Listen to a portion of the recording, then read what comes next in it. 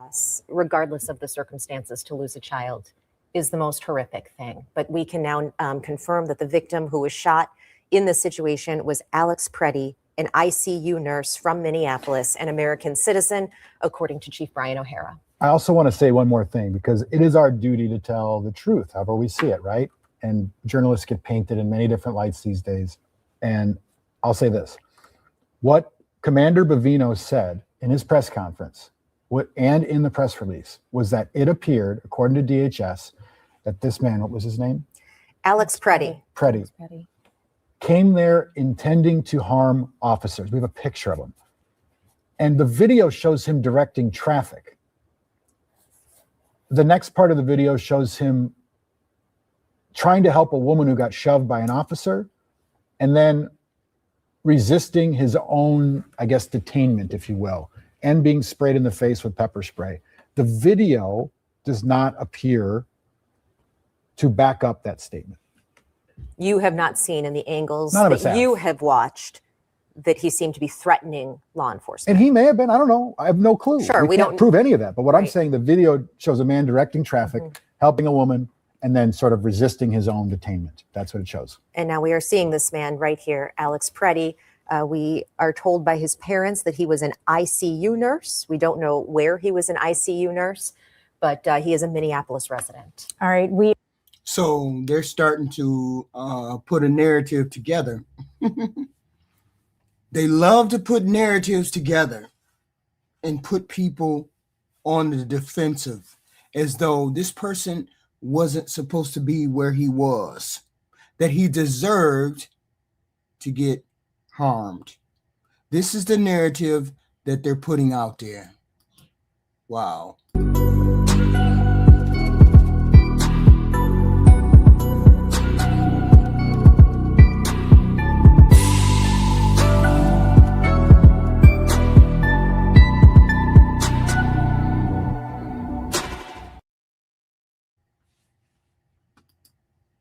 If you're just joining us now, and if you're following along, we wanted to let you know that there was a shooting in the city of Minneapolis today. ICE Border Patrol shot Alex Preddy, as you see there, a 37-year-old man, American citizen, resident of Minneapolis.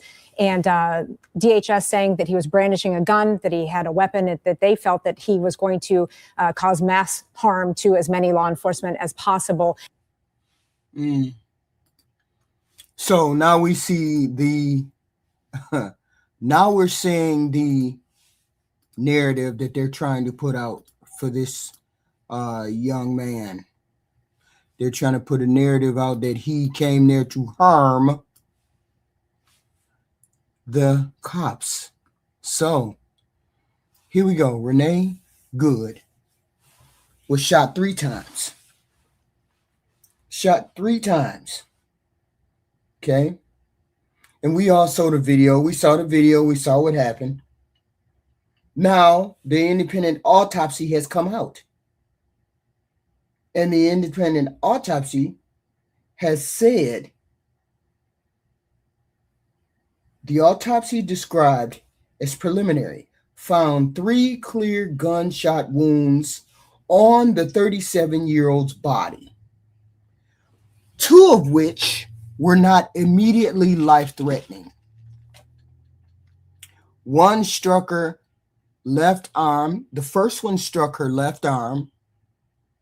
The next one entered her body through her right breast, but missed vital organs. And the third shot struck her on the left side of her head, near her temple, then exited on the right side of her head. Now, if we take that autopsy for fact, then that means that Jonathan Ross is a murderer, as a lot of us knew he would be considered. If we take this autopsy, and we probably will, and more than likely it will, stand up in court, he shot her in the arm first, while he was doing the stance in front of the car. As she spun off, he shot her in her breast. And then the fatal shot was to her head. So if we take that in the way that it's written in the autopsy, he was not in danger when he took that third shot, because she was past him. She was several feet away from him when he took the second and the third shot. And the second and the third shot, she was not dead on the first shot. The first shot was in her arm. Second shot was in her body. The third shot was the fatal shot, which means his life was not in danger when he shot that third shot. And I've been saying this from the beginning. The first shot, we could understand because you felt as though your life might have been in danger. So if he stopped at the first shot was a shot to her arm. Renee Cook would have been alive. That was the first shot, according to autopsy. According to the autopsy, the first shot or the second shot one struck her arm, her left forearm, and another in her body to her right breast, but missed vital organs. A third shot struck her on the left side of her head near her temple.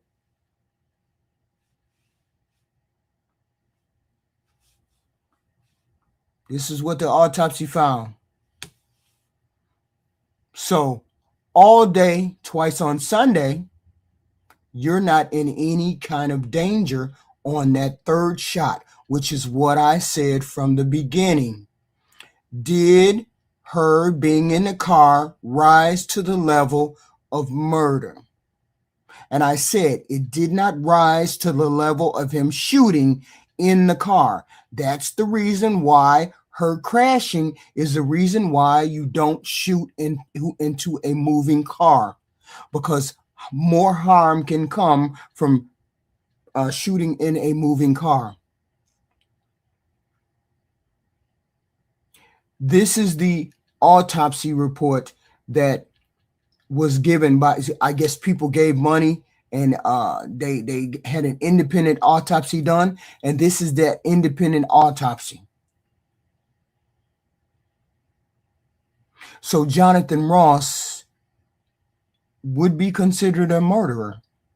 And it's not a justified shooting. Maybe the first one was, maybe the first shot was, but the second and the third shot were not, which is what I said from the beginning. Did it rise to the level of you shooting her? You could have stood or you could have moved 1 foot to the right and not been in danger, but you did not. You decided in his own videotape shows that he was not in danger, or he did not feel that he was in danger. Okay. So now it's not a matter of whether he's going to get charged or not. It's a matter of what he's going to be charged with. Okay. What is he going to be charged with? Yes. The car was moved. The car, according to y'all, according to a lot of people, the car was considered a threat. Okay, fine. The car was considered a threat off of the first shoot. The first shot was considered a threat. Okay, we'll live with that. We'll deal with that. But what about the third shot that we all saw him take, which was the fatal shot, which we all saw him make when she was at least 4 or 5 feet away from him, going in the opposite direction? How do we explain that third shot? That third shot that ended her life. Okay. So that's not how that works. And the police report or the autopsy proves that she was not dead off of the first 2 shots. She died off of that 3rd shot. Okay. Sure. That's wild. But that's the way it is. This Jonathan Ross doesn't get immunity, federal immunity. The state is going to pick these charges up, of course. Of course, they're going to pick these charges up. And you're going to be charged with what degree of homicide, we don't know, but you're going to be charged with some kind of homicide. Okay? Okay. It's going to be charged. So, I mean, it's up to the state officials, federal people. They're trying to run that narrative that he was justified in his homicide. But see, the autopsy later on, you can come out and make a declarative statement like that idiot Noam did. Christy Noam came out and made declarative statement. Oh no, he was justified. But see, the autopsy says something different. Okay, the autopsy says something different. And at the time, we said it's going to continue to be people that are shot in Minneapolis because these people have reckless disregard for human beings. The people that are behind those masks, I believe they're behind the masks so that they won't be held accountable for what they do to American citizens. I believe that's the reason why they're behind those masks. If you were just going to get violent criminals, we wouldn't have a problem. That's what people don't get. That's what you don't understand. If you were just going against violent criminals, we wouldn't have this problem. But you're not going against violent criminals. You're going against regular, ordinary American citizens. And apparently, you don't mind killing ordinary American citizens. This is the problem. And it's going to continue to escalate because this administration feels like they're in the right. And they're way, way far off from right. Okay? According to this autopsy, the 3rd strike was a kill strike. Right in the head. Okay? And that's the thing. It doesn't matter her behavior because that is not your focus as an ICE person. Your focus is not law enforcement against American citizens. You're trying to get illegal aliens. Okay? You're trying to get illegal aliens. You're not trying to get regular, ordinary American citizens. He never, ever should have pulled out a gun. I have said from the beginning that the level he felt was not justified. The level he's going to say that he felt, level of threat that he said he's going to say, did not rise to this level, to the point where she should have gotten shot. It just didn't. And this autopsy says he didn't feel it. No, because we have arguments in the chat that says, "Oh no, it was a dangerous weapon. The car was a dangerous weapon." Blah, blah, blah. Yeah, fine and dandy if you thought that on the first shot. But why did you continue to shoot? Why did you continue to shoot in a moving vehicle when you know that's against procedure? Why did you continue to shoot when you hit her one time, two times? People keep saying, "Oh no, it was a matter of seconds. He didn't have time to think about what?" That's his total and complete training, to think before he shoots. That's what he's supposed to do. He's supposed to think before he speaks. Because a regular, normal person like us, we would have just shot. Boom, boom, boom, boom, boom. You know, we would have shot because we don't have the training to decipher threats like that? Why did he think he was under threat when he was filming? When did it go from threat to no? When did it go from I'm just having a nice I'm filming some shit to it was a threat? And this is the one thing I cannot get past with this shooting. He got into a stance. He was filming on his camera. None of the people that were with him was pulling out a gun. Nobody pulled out a gun except him. Nobody felt a threat except him. So he was much smarter than the rest of them. He pulled out a gun. He got into a stance.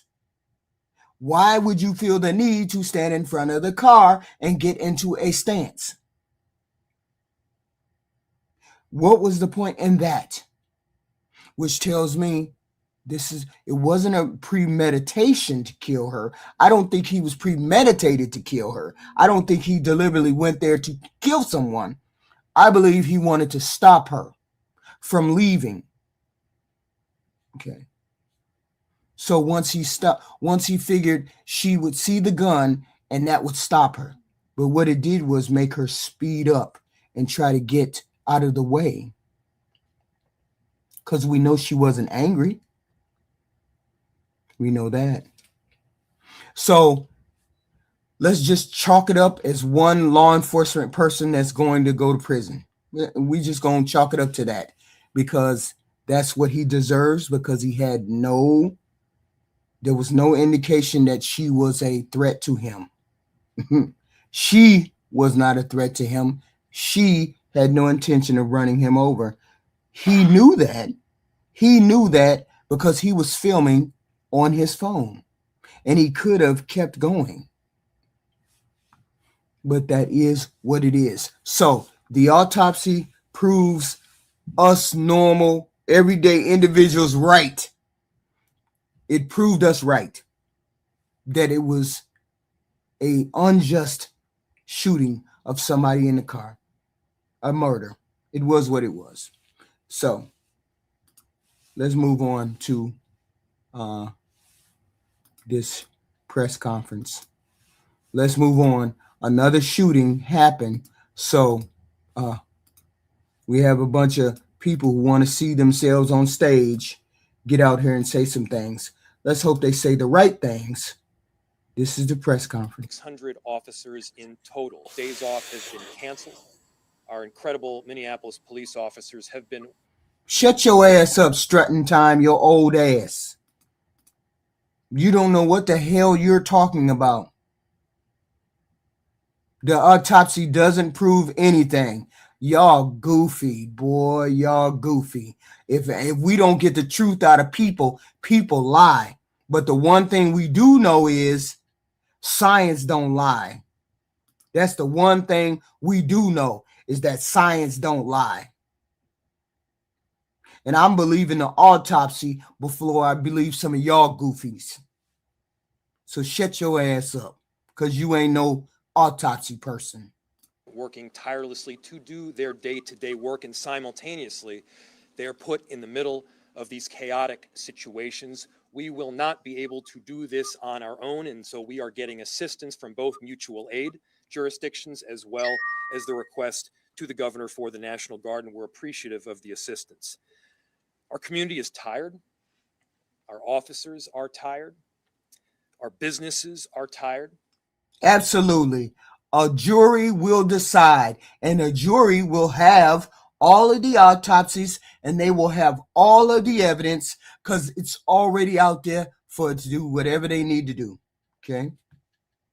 All of the evidence is already out there.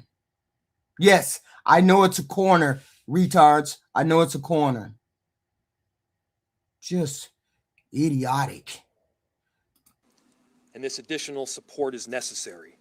And again, the chaos that we are seeing is caused directly by ICE, Border Control, and this federal administration. Our top priority is keeping our neighbors and businesses safe, and the additional support will help us do that. Our community service officers are helping to deliver food to families that are in need. Community members are out there peacefully protesting, making sure that their voices are heard. They're escorting workers to their jobs. They're taking care of daycares. It has been extraordinary how people around our city have stepped up during this difficult time.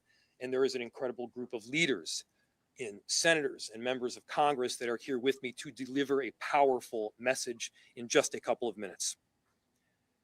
We're also working closely with our immigration task force to make sure that clear and transparent information is coordinated.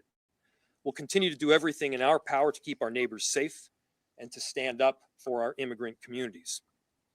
Most of the protests that we've seen have remained peaceful. Y'all do know that he can go to court in federal and state, right? We do know that you can go to court in federal and state, right? And federal can't stop a state person from filing charge. Let me shut up. Jeez, y'all keep going. Stop. Let's keep it that way. Let's not counter Donald Trump's chaos with our own version of chaos here. I understand that people are angry. I'm angry. I understand that people are experiencing trauma. It makes sense. Our communities have been placed on the very front line, and this has been ongoing now for weeks. It must end. Remember, it's only our city that will. Hey, bitch ass homeboy. Bitch ass homeboy. You need to get the hell off my channel. The day you tell me what I'm going to do on my channel is the day you going to run this channel. But until then, you shut the hell up or get off the channel. That's what you do. Don't ever tell me what I'm going to do in my channel. Don't ever do that. Okay. Will suffer if there is damage or destruction that is done. Finally, to the victim's family and friends, our hearts are with you. Our love goes out to you. I know that there is nothing that I can say right now that will ease the pain. But I hope you know that Minneapolis cares deeply for you. There are 435,000 residents that will do everything possible to stand with you. With that, I'll turn it over to Chief O'Hara, who can give more of an update on the plans for tonight. You dumb as hell. They just getting the evidence. They ain't like your dumbass Christy Nome. They ain't finna charge unless they definitely gonna convict dumbass Don Fillinger. They'll put those charges together when they have all their evidence. Homicide isn't necessarily a crime. We get that. I think we get that. He's not being charged with anything. Just hold tight. Hold your fucking powder. Thank you, Mayor. Good evening. I'm going to provide a brief update on the events today and our plans to maintain order in the city. I recognize that this is a volatile and emotional situation, and our focus remains, as it always has been, on de-escalation, slowing things down, and maintaining peace and order in this city. The situation is stable right now, and it is peaceful, and we intend to keep it that way. After our last press update, additional residents and demonstrators gathered today, and the situation deteriorated. Local and state law enforcement officers were surrounded on multiple sides by a mix of protesters and also agitators who engaged in unlawful acts. Individuals began erecting barricades, throwing glass bottles, ice chunks, and at least 2 separate fires were started in the immediate vicinity. Minneapolis police had to escort firefighters so that they could safely extinguish those fires. The number one priority of our police officers is to protect life and maintain public safety for all people in our community. At least y'all got a level-headed person speaking instead of everybody being emotional and everybody picking sides when they don't have the evidence. You don't pick sides in this kind of debate. You just present the evidence. He's just talking about the evidence. All the rest of these goofies want to be emotional. Stop being emotional and impart the facts. And so given the volatility and rising public safety risks for residents, for demonstrators, and police officers, state and local law enforcement did deploy less lethal and gas munitions at that assembly in order to allow for a safe egress of law enforcement and to prevent further violence and damage. We do everything that we possibly can to de-escalate whenever possible. And the actions that were taken today were in response to a dangerous and escalating situation that already had multiple confrontations. The gathering at the scene now is peaceful, and we need everyone to respect the lives and property of all people in our community. In order to maintain that peace, we have established a vehicle exclusionary zone in the affected area. That zone has allowed traffic to be safely managed and has significantly reduced the risk of escalation, ensuring access for emergency vehicles, for residents of the area, and for lawful, peaceful demonstrations. This zone will be maintained by uniformed police officers of the Minneapolis Police Department, working alongside members of the Minnesota National Guard. National Guard members will be wearing fluorescent yellow safety traffic vests and will be working alongside uniformed Minneapolis police. In addition to the Minnesota State Patrol and Hennepin County Sheriff's Office that assisted at the scene, the St. Paul Police, Ramsey County Sheriff's Office, and numerous Hennepin County suburban police departments are assisting with answering 911 calls in the city of Minneapolis today. All because this has been ratcheted up because the president wanted to ratchet it up. Look, you don't have to show people force every time you get on a stage. Every time you speak, you don't have to show people this kind of force and this kind of backlash to the things that they want. The loss of human life, yet again, is a tragedy. Mm-hmm. We pray all people can recognize that.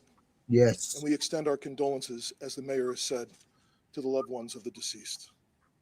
To the people of our city, we understand that the pressure has been building for weeks. Yes. We understand the hurt and frustration that this causes. Yes. But again, if you choose to come out, if you choose to demonstrate, peacefully assemble, do so lawfully, and understand that the men and women in this uniform standing here tonight are committed first and foremost to protecting the lives of every single person in this city. We will continue to monitor the situation and provide updates as needed. Senator. So we have Senator Klobuchar. Okay. So she needs to speak to her Republican counterparts in the Senate. She needs to have a conversation with those people. They need to all have a conversation about whether they're going to fund this ICE operation or going to give that much money to ICE, because my understanding is 7 of those Democrats voted to give ICE that money. You guys need to rethink your position. Thank you, Mayor. Thank you, Chief, for your strong leadership during this crisis. I'm joined today by Senator Smith, as well as Representatives McCollum and Morrison, and joining us in a statement are Representatives Craig and Omar. Our message is really clear and straightforward. We need ICE out of Minnesota. They are not making us more safe, as the tragic killing this morning, as people saw it viscerally on that video, shows us they are making us less safe. With 3,000 agents, which of course includes border control, outnumbering the sworn police officers in Minneapolis and St. Paul by 3 to 1, and even larger than the 10 metropolitan police departments. This is completely out of whack, completely out of balance. And now 3 people have been shot, 2 resulting in death. 1, Renee Good, mother of 3, and now Alex Preddy, a 37-year-old Minneapolis man, a citizen, also a nurse. They both have families that love them very much. I wonder if you would have thought about whether your life was going to end, would you still go out there and protest? If you had really thought your life was going to end, would you actually go out there and protest? Is it that important to you? This city has been under siege. And I want to make something clear. As the mayor and the police chief are doing their job for this city, it's not just the cities. It's not just Minneapolis and St. Paul, as you'll hear from the members of Congress. It is the suburbs where kids have been lured in and abducted. It is small towns all across our state, rural areas. This has gone way beyond some stated purpose of the fraud investigation or apprehending violent offenders. That's not what this is about anymore when you have 3,000 agents overwhelming sworn police officers. You're doing too much. They're doing too much. ICE is doing too much. And that's what they're trying to tell you. You're doing too much because you're not now you're not just tackling illegal aliens that are criminals, rapists, X, Y, and Z. You're not just there to do that. Now you're there to subjugate. Now you're there to intimidate. Now you're there to scare the regular, ordinary citizens. You ain't there to get no illegal aliens. Because y'all should be moving quietly. If you're there to get illegal aliens, you should be moving very, very quietly. Nobody should even know you coming. Now everybody know you coming. Now everybody know because you all are not hiding it. You're just gathering any person that looks like they belong, and then you're just snatching them up. They say something to you and you snatch them up. That's not how ICE is supposed to work. That's not how they're supposed to work. Is you just snatch up anybody because they say something to you. I took part in that peaceful and powerful march yesterday, all those peaceful people. And then we wake up this morning to this horror. As members of Congress, we are calling on this administration to get ICE out of our towns, off of our streets. If that young man pulled out a gun and threatened ICE, X, Y, and Z, if he did that, then this is partially his fault. It's part of his fault. If he did that, I don't have the video, don't want to look at the video, can't do the video. Then he deserves, that's what comes along with pulling a gun out. That somebody else is going to pull a gun out. But if he did not, and he did not threaten them with it, he was just showing them that he had it, saying that he had it, we don't even know. I'm not playing the video because I don't want to see it. I hate violence. I abhor violence in every form. Okay. So, but if that's the case, no, I don't care whether he pulled the gun out or not. I didn't say he pulled the gun out. I didn't say that. I said if he pulled the gun out, if he did or he didn't, it just depends. It will make us more safe. We, as a congressional group up here, strongly opposed the ICE funding this week. We opposed it this summer when our Republican colleagues tripled the budget, $75 billion. It is now more than the FBI. They reduced the training from 5 months to 47 days. And these are the results. We are also calling for a full and transparent investigation. We have done this before in Minnesota, coordinating with local and state and federal law enforcement. And if they're not going to do it, then they need to get out of the way and allow our very professional Bureau of Criminal Apprehension to conduct the investigation into these killings. And finally, we call on our Republican colleagues to stand with us.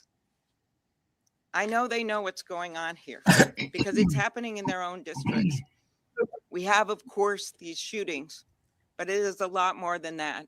They know that something's wrong when a Hmong elder is pulled out of a house in his underwear and slippers, and they figure out about an hour later they got the wrong guy. And in fact, the guy they were looking for is actually in jail.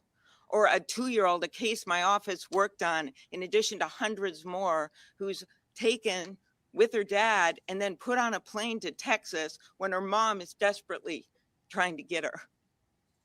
We got her back, but none of this should be happening. None of it.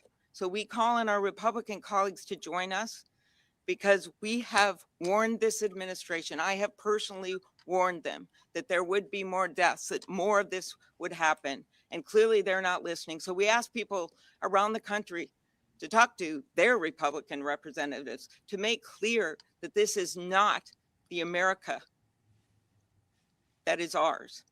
This has got to stop. And with that, I turn it over to my colleague, Senator Smith. Good afternoon, everyone. So today, federal agents beat and then shot multiple times and killed 37-year-old Alex Jeffrey Preddy, a U.S. citizen. I looked at the video. I don't see how he would have pulled out. I don't see how he would have pulled out a gun, because they were pounding on his ass. I don't see how he could have pulled out a gun. They were pounding on his ass. And when they all backed up, he fell. He was, I don't see where he pulled out, but then I can't see the angle. This is wild. Wow. This is just, that video don't look like he pulled out a gun to me. I could be wrong, but he don't look like it. A Minneapolis resident and a VA nurse. Eyewitness video shows once again reckless, violent, and dangerous federal agents taking the life of a Minnesotan. And rather than following standard law enforcement practice, which is focused on public safety and de-escalation, they have killed another person. And the Trump administration has already called Alex Preddy a domestic terrorist.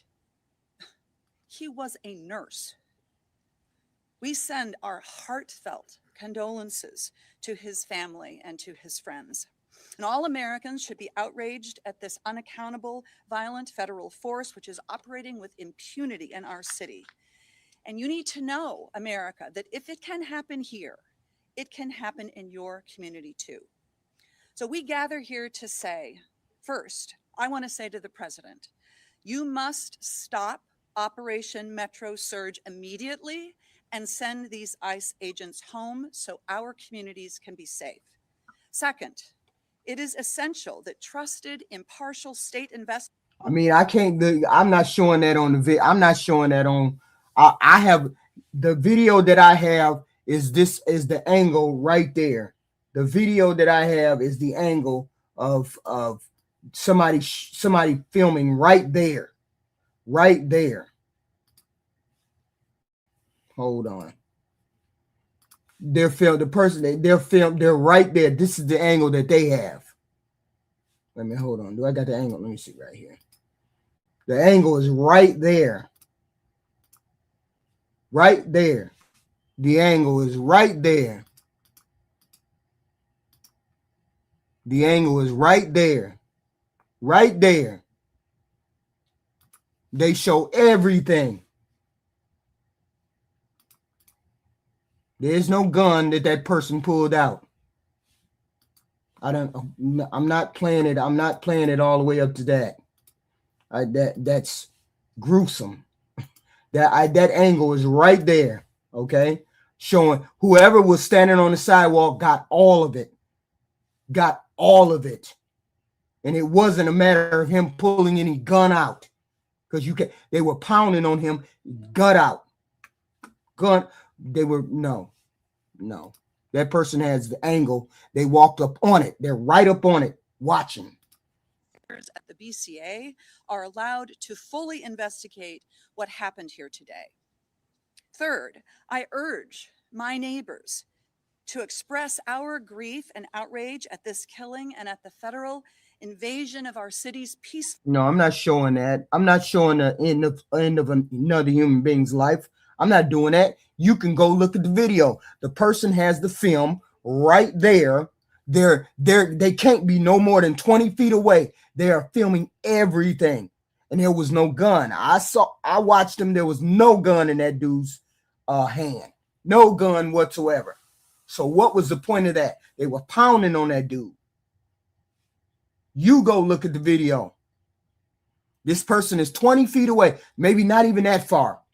And they're walking up as it's happening, as they see everything. It's on film.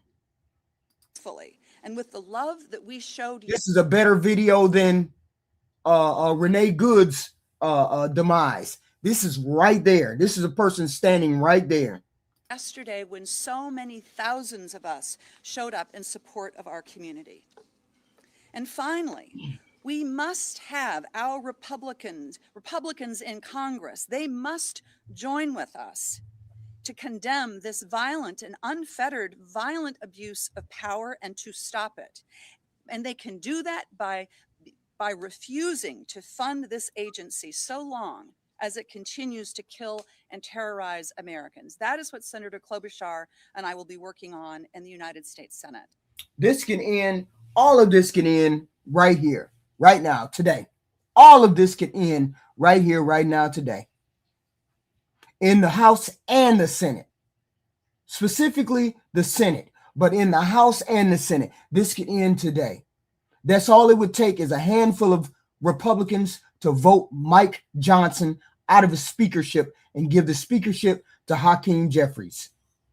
And this shit would end. That's how fucking simple it is. It would end right now. Same thing in the Senate. That's all it would take is 5 Republicans in the Senate.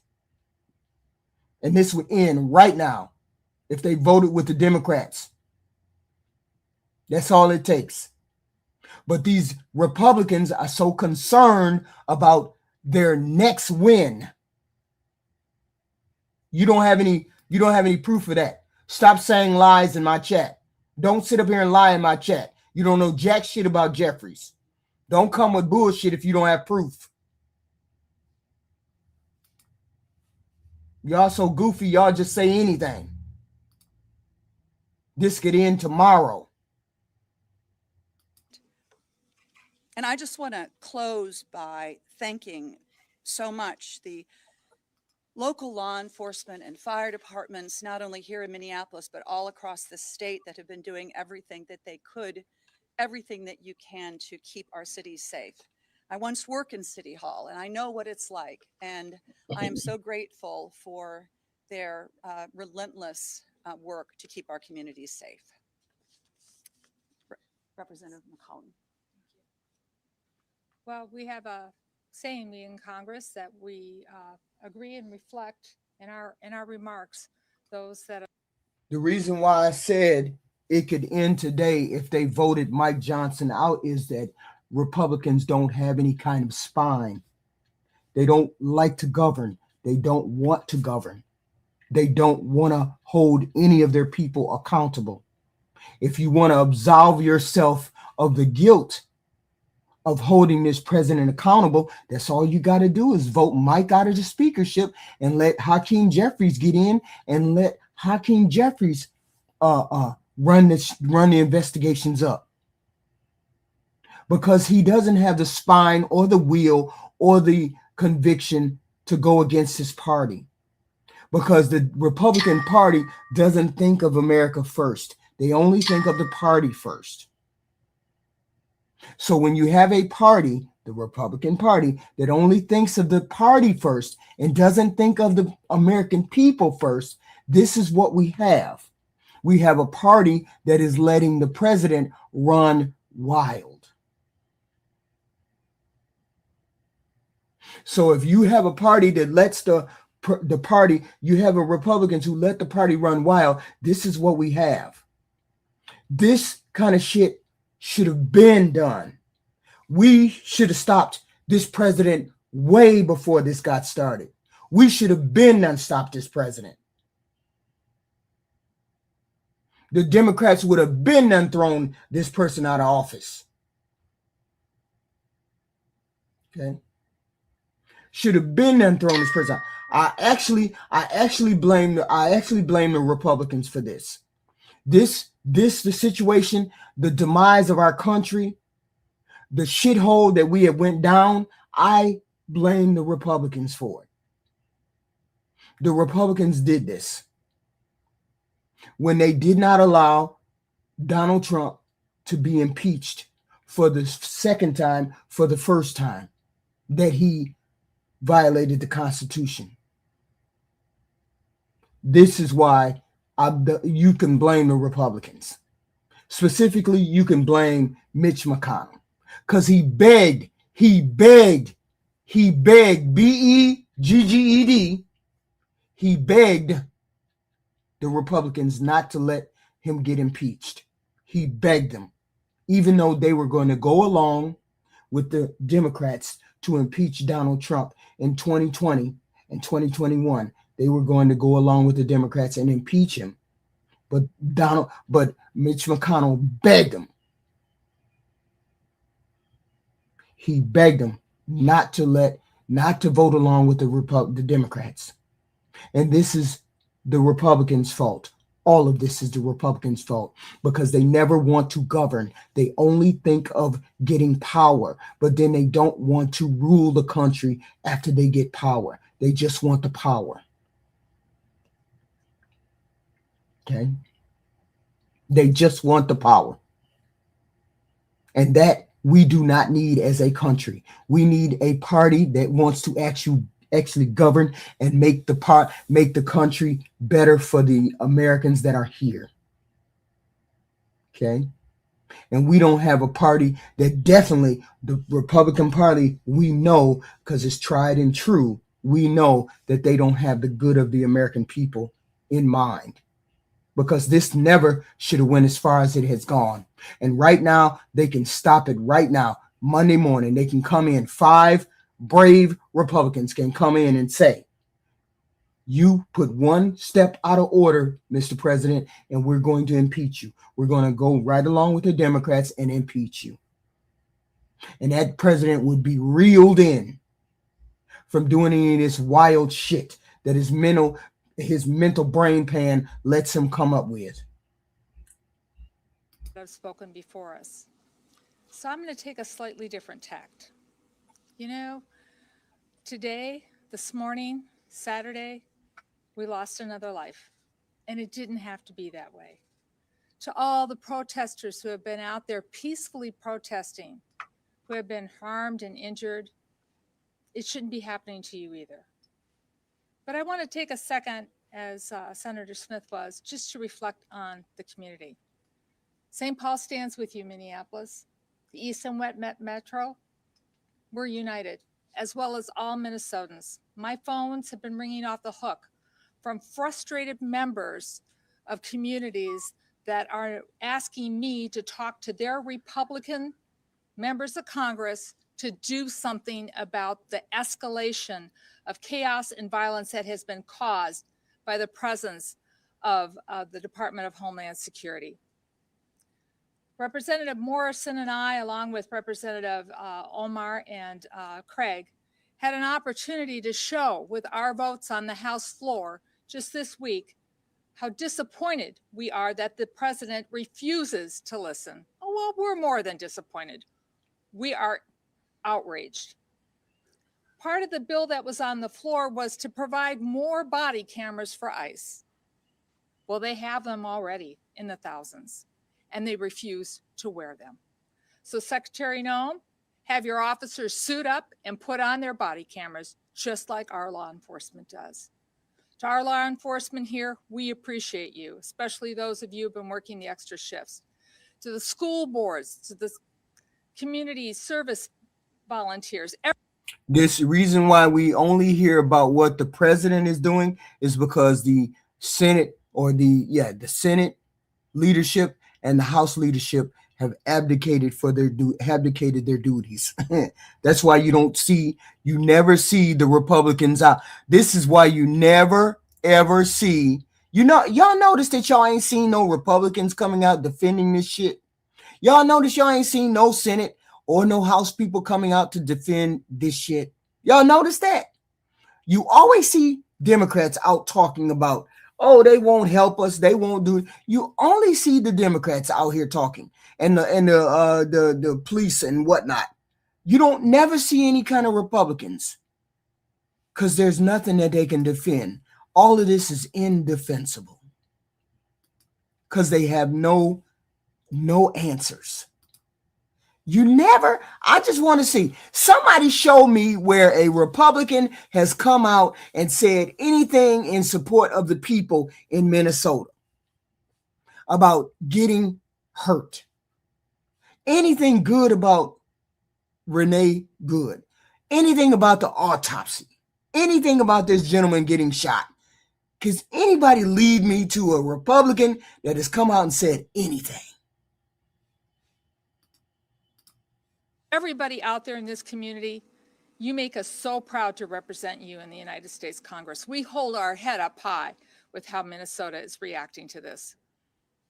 We celebrate 250 years of this United States of America. And I'll close with quoting Benjamin Franklin. He came out of the Constitutional Convention and he said, it's a republic if you can keep it. Well, we're showing we want to keep it a republic with peaceful protesting. Nope, it's not okay. It's never okay to attack law enforcement. But it's okay for the Republican Party that they kill regular, ordinary citizens. It's okay that they're killing regular, ordinary. Hey, they ain't black. For once, it ain't black people getting killed. Because otherwise, we wouldn't have no protests. This is white folk, white woman, white man. Just keep shooting them. Just keep shooting them. That's all you got to do is keep shooting them. Soon as they start responding, soon as the other side start responding, then maybe we'll have a fire. Because it ain't sunk in yet that they killing you white folks. Why don't y'all just keep shooting the white folks? Let's keep doing that.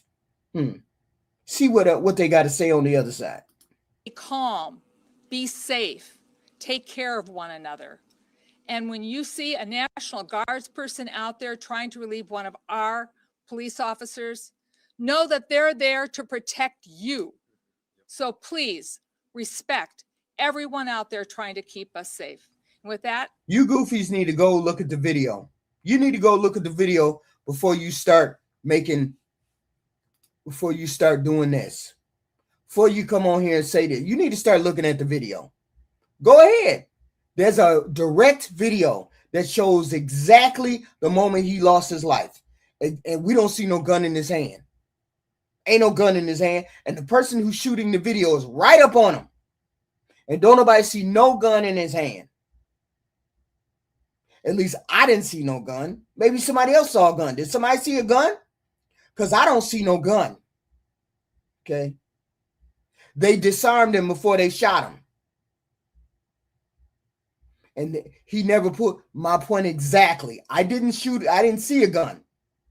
But you all felt the need to murder the man. It was six of y'all standing around that man, and you felt the need to murder him? He didn't pull a gun, but you felt the need to murder him? That's wild. It don't matter what he was carrying. He didn't pull it out, did he? Did he pull it out? We don't see him pulling it out. All we saw was him he was getting stomped out. And all of a sudden, they back away. He lay flat. Boom, it's over. That's wild that we got people defending murder. Just like they tried to defend the murder of Renee Good. And the autopsy says that it was murder. He didn't pull his gun out, goofy. Y'all need to go watch the video. I'm not even gonna argue with you. You're allowed to carry. He didn't break any laws. He's allowed to carry. And you need to go watch the damn video instead of running your mouth about pulling the gun out. Ain't nobody pull the gun out. He can carry a gun. That's wild. That's wild. He never drew a gun. It's murder. I'd like to welcome up my colleague from the West Metro, Representative Morrison. Thank you, Representative McCollum. You know, the day after tens of thousands of Minnesotans showed the world how to stand up peacefully against this administration's cruelty, lawlessness, and unacceptable occupation, and demand that ICE leave our state and end this federal invasion, the world is watching yet again as one of Donald Trump's federal agents have shot and killed another United States citizen in broad daylight in the middle of the street. In the middle of the street. First, we lost Renee Nicole Good, and now Alex Jeffrey Preddy, a 37-year-old man, a Minnesotan, and Don't forget the rest of the people. Don't forget all the rest of the people ICU nurse, that they hurt. a resident looking out for his neighbors as Minnesotans always do. And I do want to pause and offer my deepest sympathy and profound condolences to Mr. Preddy's family and friends. I am so sorry for your unimaginable loss. See, that's the thing. A lot of you goofies are on here talking about y'all don't support ICE. Y'all just want anything to happen. No, we support ICE. We don't support ICE killing people. We support ICE going after illegal immigrants who are murderers, thieves, rapists, and all that. We don't believe in you. If it's not my job to deal with regular, ordinary American citizens, I would push them to the side, get the hell on out of my face while I'm doing my job. Why is it that they can't just push them people the hell out of the way and go do their job and look for the illegal immigrant that's raping, murdering, X, Y, and Z? No, you got to stop and engage them. We don't want or support you engaging with American citizens. That's the thing. You know how to get you know how to get people out of your face. You're a law enforcement. You know how to push them to the side and keep walking. But y'all get mad and then you want to confront an American citizen, and because they're straining against you or they're fighting against you, you want to pull out you want to show us your chest by shooting them or hurting them. That's what we don't support. Stop saying we don't support ICE. We support ICE when they're doing their job, not when they're killing American citizens. We hear that shit in the chat all the time. Shut your ass up. We ain't trying to not support our ICE. We know what they're doing. Do your goddamn job. Stop confronting American citizens. Stop engaging American citizens like they're the illegal aliens. They're not the illegal alien. Push their ass to the side and do your damn job. Then if you can't do your job at that particular point, go on to the next point. But don't pull out no gun and shoot somebody because you're upset that they protesting against you.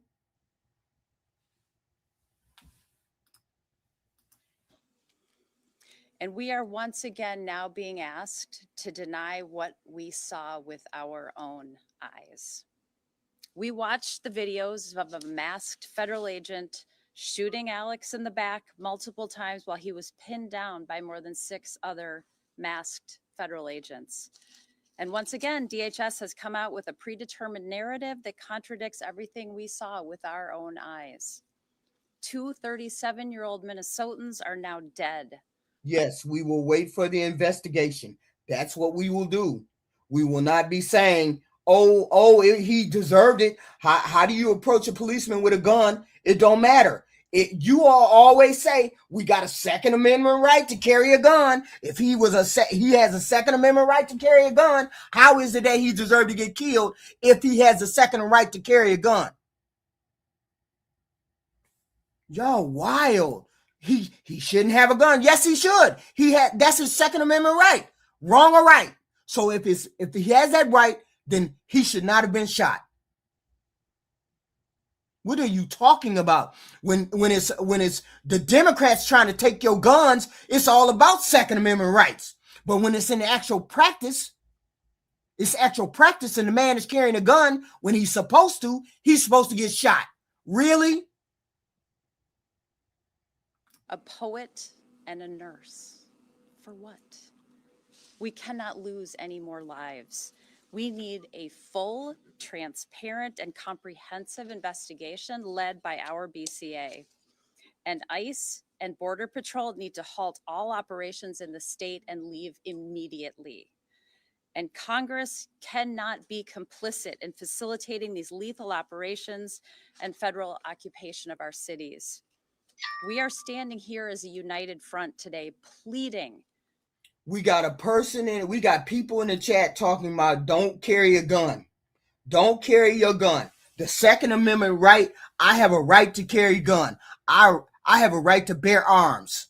Now I don't have a right to bear arms. Now I don't have a right to bear arms. Just in case I don't have a right to. Come on, stop it, hypocrites, stop it. For our Republican colleagues who control the Congress and who took the same oath to defend the Constitution and uphold the rule of law that we did, to stand up and stop this. Put your state and your country first. Put it ahead of your loyalty to this president. Minnesotans are in agony, watching their communities terrorized and families torn apart. ICE and CBP agents are traumatizing our communities, violating Minnesotans' constitutional rights, unlawfully detaining and arresting United States citizens, racially profiling people, forcing schools, restaurants, and businesses to close. And people are dying at the hands of these federal agents. It has to stop now before anyone else is hurt.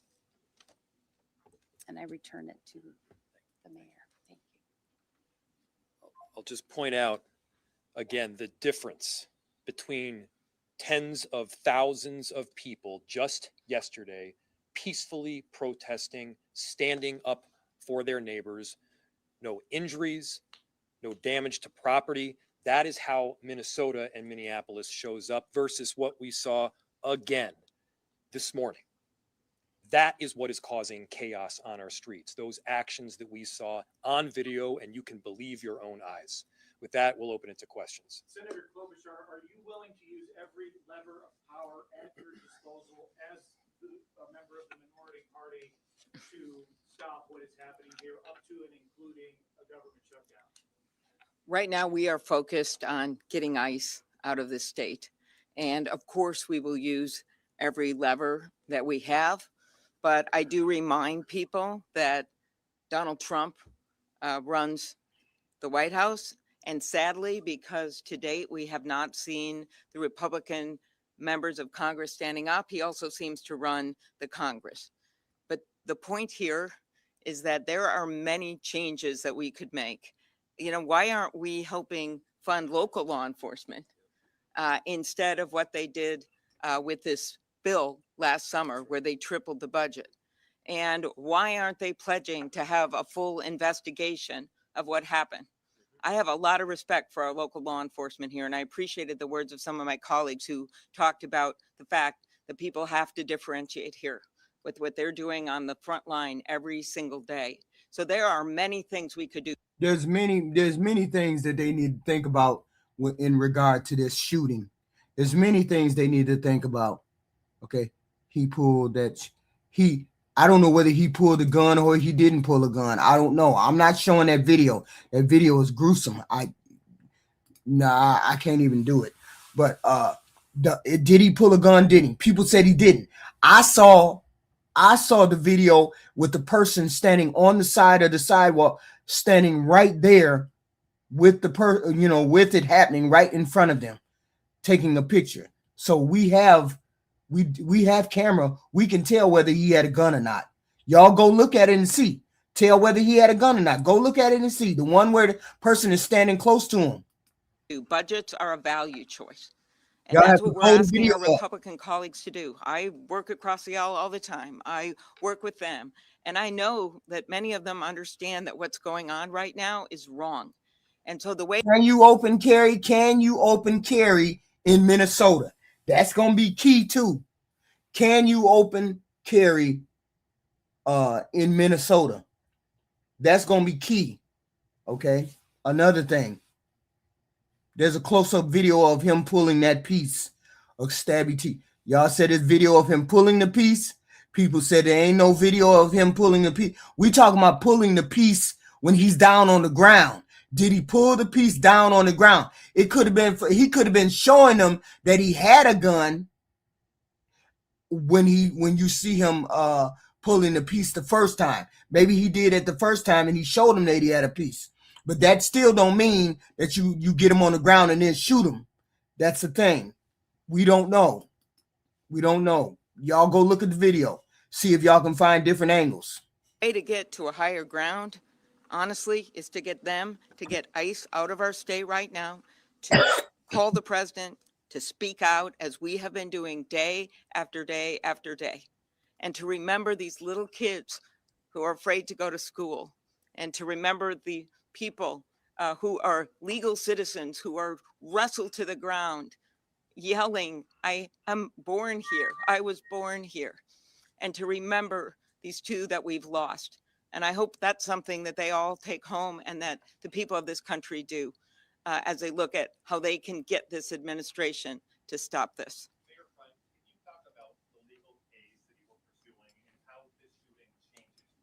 The whole point is cruelty is the point. Cruelty is the point. Let that sink in. The cruelty is the point.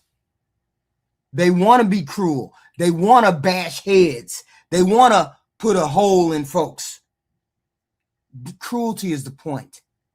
I think we got that point. What is your best case scenario on Monday when you go to court? Yeah. So there's two forms of request that we have been asking for. The first was this temporary restraining order. The other possibility is some form of injunctive relief. Now, I don't want to get too into the details because I'm bound to get something wrong, but the question is one of urgency and immediacy. The issue is that we recently saw somebody shot and badly injured. We then saw somebody shot and killed, and that was the second one. Chief, I think we've only had 3 homicides in the city this year. Is that right? 2 of them, ICE. My name is HQ. It's HQ. This is my name, HQ. 3 homicides. 2 of them were from ICE. And so the relief that we're asking for is stopping this Operation Metro Surge in the immediacy. It's preventing this massive influx of agents that is making it very difficult for us to do our jobs in the city as well as we need to do them. And we need to do regular day law enforcement as well. Yes. They defied a search warrant this morning. Do you think they'll abide by a court order from the federal judge? They have to abide. So the question is, they defied a search warrant this morning. Will they abide by a court order by a federal judge? Everybody listen to that question. The question is, will this administration abide by a court order? These are the underpinnings of our democracy, of our republic, and of this Constitution. The answer better be yes. Whether you're a Democrat or you're a Republican, you abide by those court orders. The answer has to be yes if you are a patriot for this country. And so, yes, my expectation is that they will abide by the court order because there is not an alternative. If I could just ask you, and also Senator Klobuchar and the other legislators, the rhetoric today seems back to where it was in the aftermath of Renee, if not even higher. Senator Klobuchar posted on X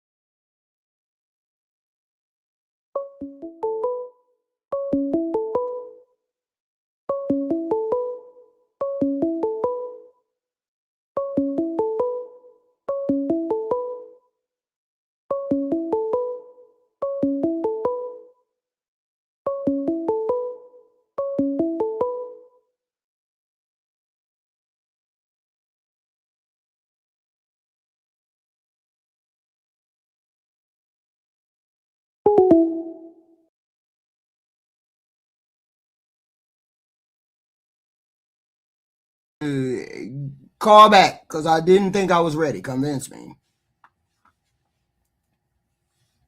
Or somebody test the number. What was the number? Let me see.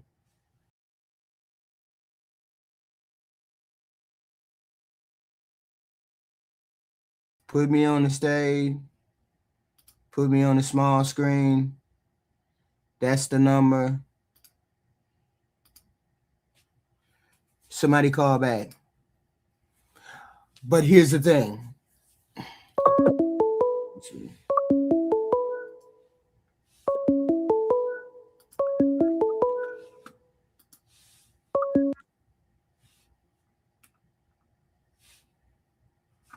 Oh, they keep doing me wrong. You keep doing me dirty. What's going on, people? You keep doing me dirty. What's going on? I heard that. You keep calling and I keep I'm not prepared for that. You know what? This is what I'm finna do. This is what I'm finna do. I'm finna open up the lines later on. I'm gonna open them up later on. You do that. I can't seem to get.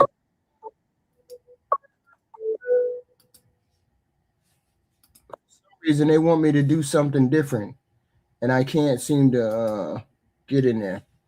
It's something weird. I can't seem to get it to pull the phone correctly. They want me to do something, pay for something, do something. I'm gonna put us back in tonight. I'm gonna pull us back in tonight. The person that killed our citizens, they're I'll write investigating the number us. down for later. This is political Let me look and see. retaliation. This is about a political narrative, and that narrative is making people less safe. A number of us have spent the last few weeks making our views clear, standing our ground, but also reaching out to this administration, to Republican leaders, to try to get them to understand how dangerous this is, how unsafe this is. I met with chiefs from across the metropolitan area. Chief O'Hara was on this call, and they have been reaching out, some of them publicly, some of them behind closed doors. The business community has been reaching out. I have been personally reaching out to the president's chief of staff and spoken with her. We have done this day after day after day. So we're not just shutting out any discussions, but we've been explaining to them, and I know the governor has, how dangerous this situation is. And I have specifically told people that someone else was going to die. I said this a few days ago. I said it might be by a car, it might be by some other way. And it just seems like you hope that they're going to de-escalate, and then they keep escalating it up. Right now, I hope they're listening, and I mostly hope that our Republican colleagues are listening and that they will step in, even if it's behind closed doors. If they will make those calls and say, we've got to end this now, and we've got to bring those people out of Minnesota and let our local law enforcement do our jobs. And I'll let some of my colleagues answer this. Well, I'll just say that I completely agree with the mayor and the senator. But I mean, it is my obligation as a United States senator to speak about what I think is happening in my state and to define it for what I think it is. That is my job. And one thing I have learned about this president is that he does not respond to appeasement. He is a bully. He does not respond to people who appease him. He responds much better to strength than he does to weakness. And I think what we have seen in this state, I am so proud of it. We have seen a combination of strength and peacefulness that really says who we are. And I believe that that is our best path forward for trying to convince this administration that the path that they are on is dangerous to public safety, and it is a losing path that they must abandon. Well, apparently it's not a losing path. It's a path in which they get to murder folks. They get to murder folks on camera. It's not a losing path. They're not losing, but they're not making people afraid of them either.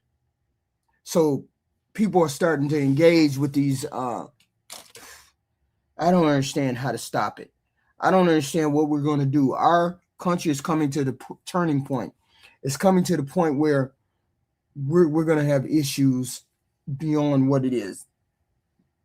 See, we could have this stuff stop right now. This stuff could stop right today if we had courage from a lot of our Congress people. If we had enough courage from our Congress people, this could stop today. All the killing could probably stop. All of the protesting would probably stop. It just would stop. We just have the president that we have. We don't want that president anymore. We want different conditions. We want different way that ICE interacts with people. Everybody just wants something different. It's only the small percentage of people that are going to continue down this path. See, I don't understand. If you see that something is not working and it's being detrimental to the country, why you don't stop it? Why don't you just say, no, we're going to do it a different way? But if you insist on doing it this way, this is the way. This is going to be death and destruction. And this is where we're at, in the middle of death and destruction for no reason, really, other than people out there protesting, going along with the Constitution. But ICE is engaging with people they shouldn't be engaging with, putting people in danger that they shouldn't be putting in danger. I don't care if I'm standing in front of your face arguing with you about X, Y, and Z. You're not supposed to be engaging with me. You're an ICE agent. You're not a regular policeman. You are an ICE agent. Why don't the ICE agents have the regular police that go along with them? And when you run into an American that wants to stop something, have the regular policeman deal with that person that wants to stop something, instead of the ICE agent dealing with a person that wants to stop something. And then you can continue on with your job as the ICE agent. Why do you have to deal with it and you know you're not supposed to be dealing with this person?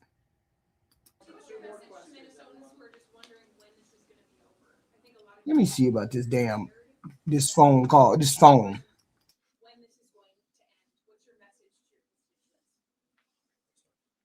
It will be over when we speak as one voice, as one Minnesota, as everybody has been out in the streets. You know, ICE was here in June, and there wasn't any problem. We weren't happy about it. There were people who we were concerned about the way that deportations and arrests were happening. We were worried. But we handled it in a peaceful way. The escalation now is not because Minnesota changed. It is because this White House and Stephen Miller have decided to change their tactics here. It will end when our colleagues who are hearing from their constituents, because they are reaching out to me and others, listen to their constituents and stand with their constituents, and not stand with a White House that is not following the Constitution, breaking our laws, and not living up to the values of this country. That's when it will end. What do you think the end game? What do you think the end game is for Donald Trump at this point? What is he hoping to accomplish with this? Anybody out there? I don't think anybody knows. I don't think anybody. Look, I do not pretend to know what Donald Trump is thinking. I do know what they're saying publicly. And on the one hand, they are talking about this being an action that is required for safety, and it is doing exactly the opposite. It is creating danger in our state. Again, if this were about safety, there would be many, many options. Our governor has stated, I have stated, we are very much willing. In fact, we have been working with them to apprehend violent offenders, to prosecute these cases, to get criminals off of the streets.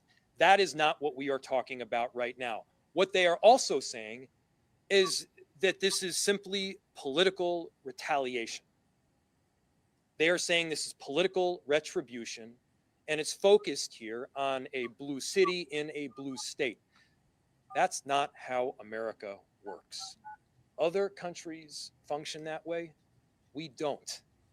And so no matter your background or your ideology, Renee. this should be of deep concern for you, no matter what town you're in America, because your town could be next. Your liberties, your freedoms could be sacrificed because of what this administration is doing.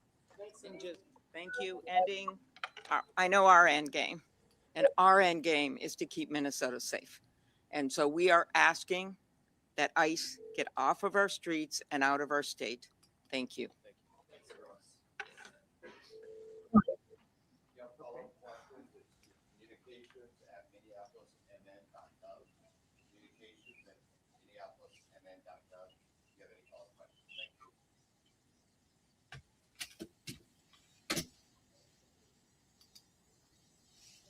All right.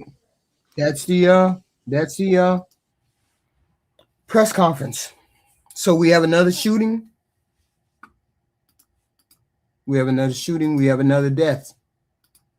Another death. Hold on. Who is calling? Let me see if that works. I've been trying to get it to work.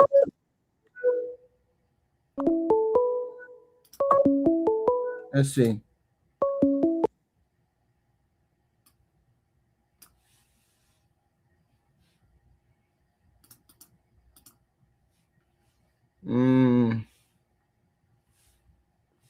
Call.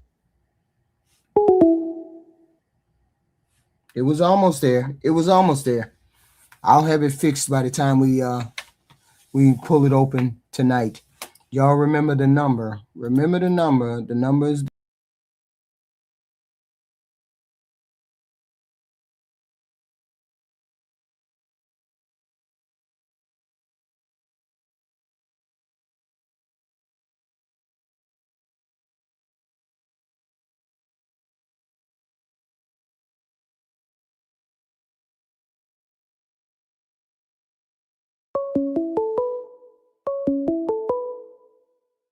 camera. Let me see. Aaron. To accept, press 1. To send a voicemail, press 2. Y'all let me know if y'all can hear this. Can you hear this? Hello? Hello? Hello? Yeah. Yep. Can you hear me? Yeah, I can hear you. Okay. I'm Hello, just wondering HQ. whether they can hear you. Can you all hear him or no? Because yes, yes. What do you want me to say? You called me. What did you want? No. To make sure that they can Oh, hear no, me. no. They can me? hear you. They can hear you. It's fine. Okay. All right. So, I don't even care as far as ICE, what they're doing, but there's a misconception as far as like interfering with all law enforcement, right? My thing is, you can't carry a firearm and get into a struggle with law enforcement and not expect for someone to not perceive you going for that firearm, even if you're not. And I'll make an example, right? So let's say you have a firearm. You're licensed to carry. You go to this protest or you go anywhere, and you have an interaction with police, right? If during that interaction, officers have to go hands-on with you for whatever reason, right? And they're struggling with you, and everyone's falling over on the ground, and they're trying to secure you. And for some reason, they see a gun and they think that you're going for it or that you might go for it. It all depends, right? Because like, let's say the guy's on the ground or you're on the ground and you're trying to like stop the gun from falling out, or, you move your hands weird towards the gun. Mm-hmm. An officer can see that and say, oh, this guy's going to go for that gun. He might be trying to shoot me. This is why this doesn't only happen with ICE. This happens, throughout the country and actually throughout the world, right? Where officers are trying to restrain someone, and because of the situation where there's a firearm involved, people, they would rather stop the threat than themselves be the victim of a shooting. Do you think that's rational? Yeah, I think that's fair. If you feel as though your life is in danger, then I guess you have to protect yourself however you need to protect yourself. But I look at it as, was the threat so immediate that they had to shoot him like that? It was 6 of them pounding on that guy. 6 of them. So when they let him loose, they saw a gun. Is that what you're saying? They saw a gun? No. What I'm saying is, all right. Let's picture it like this, right? Let's say that one of the guys in that group, let's say he was your son or a brother of yours, right? And right, your brother and these other guys are trying to restrain the guy, and while trying to restrain him, your brother sees his hand move towards a gun, whether it's he's trying to go for the gun or because you're wrestling, it just seems like it. And your brother says, oh, I got to shoot this guy because he might be going for this gun and he might kill me or he might kill one of my partners here. You know, that's the kind of mentality that, or the kind of like critical thinking that I want you to think about. You know what I mean? Or even you. Like, I mean, what the people in the chat are saying is that they had already disarmed him. Well, I mean, what I would wait to see, because from what I'm seeing, right, they're wrestling and there's a lot of people moving. I know there's a picture, a still picture of one of the agents with a firearm, but you can't tell if the shooting happened right after or before. You know what I'm saying? From the clips that I've seen. Mm-hmm. Again, listen, there might be newer clips that are developing, you know, as this evolves, but from what I'm seeing, right, it is totally plausible that someone who is armed with a firearm and is in a struggle, you know, they might have one of the officers perceive that, hey, this guy might be going for that gun. So the carry me state? Can you carry in that state? Well, yeah, if you have a license to carry, you have a license to carry. The license to carry isn't the issue, right? Because you can carry all you want, but it's once you get into that physical struggle with officers. You know what I mean? Just like you don't even have to be an officer. Let's say you go to a supermarket, and you know, for some reason, I don't know, you get into a fight with someone, right? Let's say you don't have a firearm, right? But the other person has a firearm, and you only find that out while you're fighting, right? What's the first thing that's going to come to your mind when you're like fighting this person? You're like, oh, shoot, they have a gun, right? In your mind, I would.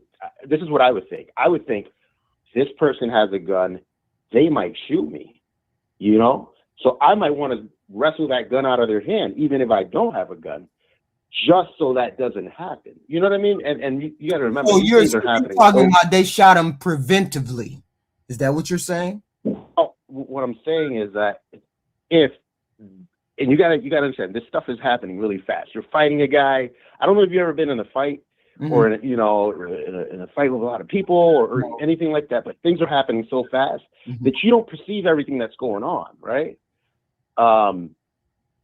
What I think happened is, I think that at some point, the guy who shot perceived the guy with the gun as going for the gun, right? And that as a result, he might have thought, oh, I got to shoot this guy before he shoots one of us. And I could see almost everyone and anyone in that position, whether you're a law enforcement officer or you're at a club, right? If you're at a club and you see some people fighting and one of the guys has a gun, well, are you going to wait for that guy to grab the gun, pull it completely out and point it in your direction before you run, or you try to take it away? So my question is this: did they see what on film? Did he have a gun that you saw? Did he have a gun? So on film, right, from the angle that I see, they're trying to wrestle the guy, and the guy's wrestling, right? He's trying to get away. They're trying to secure him. And then at one point, you hear someone yell gun, right? After they yell gun, the struggling happens just a little bit more, and then shots are fired. Now, there is a photo that I saw from the other angle. So from like the backside, where one of the agents has a gun, and it looks like the gun that Homeland Security showed in the picture where they said, hey, this is what happened with that incident. But that's what I'm saying. With these type of things, you can't just immediately jump to conclusions, because what you have to try to do, this is what I do anyways, I try to put myself in the moment, right? Mhm. Hey, what would I do? Like, I know I understand that, it's a heated topic, the ICE, the immigration and whatnot. But when it comes down to a shooting, just like any shooting that anyone might have, whether it be an officer or even a civilian, you got to understand the context of what's going on through this person's mind. Mm. You know what I mean? Does that make sense? See, here's the thing: we took the word, or we took the same approach to Jonathan Ross. We don't know whether he felt threatened. We don't know whether Jonathan Ross. That was the argument. We don't know whether he felt threatened, whether he X, Y, and Z. But see, they're law enforcement. They're supposed to make those calculations quickly. Whether they're in, because nobody can look at that video from Jonathan Ross and say seconds before you shot her that you felt danger. We cannot say that. We cannot say what this person thought as well. But the thing is, we see we only can go by the physical evidence of this video. No, do you see the gun in his hand? No, we don't. Do we see 6 armed human beings grappling with a person on the ground? Yes, we do. You mean to tell me those people did not check to see if he had weapons on his person when they were pushing him, taking him across the street, pushing him out of the way? They didn't figure out that he had a gun then, because he would have had the gun on his hip, right? Well, do you want me to respond, or are you still Sure, going? go, yeah. Okay, all right. I didn't want to interrupt you.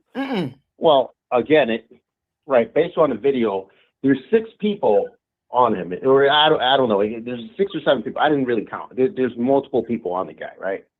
From the angle of the video, there's enough bodies, and these are men, where you can't see everything that's going on from the guy that got shot, right? Like, you can't always see where his hands are. You can't always see where his other hand is.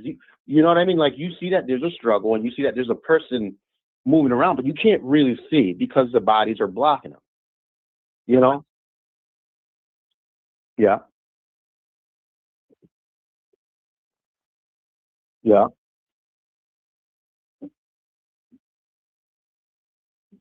Okay. His body what? I'm sorry? What does that mean? Steal? You saw him stop moving. Okay. Yeah. Yeah.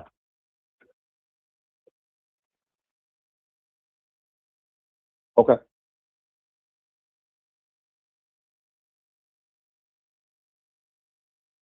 Well, that's why I'm saying that there's so many bodies involved that it's hard to see what he's doing with his hand. So, someone could be laying down, right? Like if you get enough people on you, you could be laying down, right? But your hand might be able to still kind of reach. It's like the problem with this whole situation is that because we haven't seen video that's like up close, maybe if they have body cams at this point, or maybe there's a different angle, then we can definitively say, hey, yeah, he wasn't moving his hands. Problem is that we can't see what he's doing with his hands. You know what I mean? Like, even if you put your hand right on let's say on the front of your hips, right? Right. It only takes just a move of the wrist for you to reach to where that gun might be. If the gun's in his waistband, it's already there. If the gun's on his the hips, all you gotta do is move your wrist a little bit, right? And the minute that, I don't know about you, if I'm trying to wrestle someone and I can see their hand going on top of that gun, which I'm not saying that's what we see on the camera, because we don't see it, but if the officer sees that, that's when someone might say, okay, well, this guy's he's trying to get a hold of this gun. If he could somehow just pull it out enough, or if he can somehow, just do something where it fires, it could kill. One of those officers could have gotten killed. And coulda, was part of the problem is that, that's the determination that has to be made. Did they right. if with 5 men there, did you feel there was a threat? And if you felt if someone has well, let me ask you, if you and 5 other people are wrestling someone with a gun, do you think it's possible that person might be able to shoot you? it depends on if they still had the gun. People are saying Right. they're saying he didn't have the gun. They're saying they took right, but we don't know that. Yeah, that's what I'm saying. We don't know that. But he's still on the ground and it's still 5 of us. No, I would not feel but even if I would have saw the gun, and somebody saw it, their first instinct probably would have been to take the gun. So I'm assuming as officers, you took the gun first. So why did you feel the need to shoot him? You let him keep the gun? Right. But we don't know that because there's. But see, look, and I'm saying that we don't. Making the logical leap. I'm making the logical leap as an officer. As an officer, I make the logical leap. If I see somebody with a gun, I'm going to disarm them. I'm going to disarm them. If their hands are not near the gun, I'm going to disarm them. It was 5 of them on top of him. One of them would have seen the gun. So they would have disarmed him. So but it's not. Why shoot him? Well, when you say disarm, like it's not like the movies, right? Like people think that he has his hands above his head. They're clearly pummeling him. They're stomping him out. He's stomped out. He doesn't have a chance to pull the gun. You could be getting stomped. What I'm saying is you could be getting stomped out, right? And you can still reach for a gun. You can see he's not reaching for the gun. We see his arms stretched out above his head. Right, but you don't see it the entire time. What I'm saying is because of the bodies, his hands disappear in the video a couple of times. Yes, but his body doesn't. But his body doesn't completely disappear. Yeah, but it's not about his body. It's about what it's about what your hands are doing. So, like, listen, if his hands were like behind his back and he was cuffed up, right, or one of the officers had one hand pinned to the top of his head, and the other officer had the other hand pinned to the top of that. Yeah, that's a little different. But if you're flailing around, and we have to make the jump. You're making the jump that none of them felt his body. None of them went, and it's 5 of them, and their job is to pat you down to make sure you don't have weapons. So you mean to tell me that all 5 of them forgot to pat this man down and take his gun? No, what I'm saying is that, like, when an officer, if you look at an officer, when he pats someone down, right? You ever watch Cops, and the cop, he takes the guy out of the car and he brings him to the back and he's talking to the guy and he says, "Hey, buddy, put your hands here on the trunk real quick so I can pat you down," right? Usually what happens, right? The officer pats the guy down and he doesn't have anything, right? Or he pats the guy down and he finds a gun and the guy's like, "You got me," right? Or the guy, as soon as he goes to get patted down, he starts fighting the cop or he starts running, one of the two, right? And during the struggle, they're fighting for this gun, right? So those are the different situations that you can get into because you never know what to expect. And even though there's a lot of people, listen, I'm 5'10", 210 pounds, right? I'm pretty fit, and I'm pretty sure that if I were to fight a group of officers, they wouldn't be able to immediately, take me down and put me in handcuffs. They'd have a struggle to go through. You know what I mean? And I think that's the same thing with most men, right? An adult male, he's he's in his 20s or 30s, he's still pretty strong, pretty young.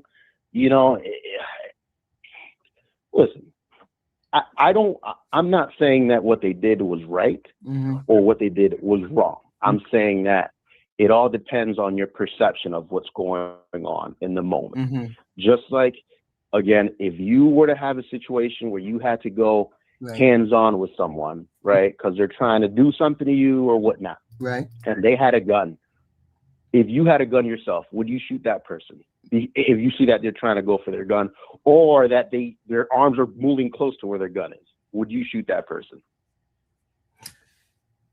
I probably wouldn't, because I'm a humanist, but somebody, I can see where that argument can be made.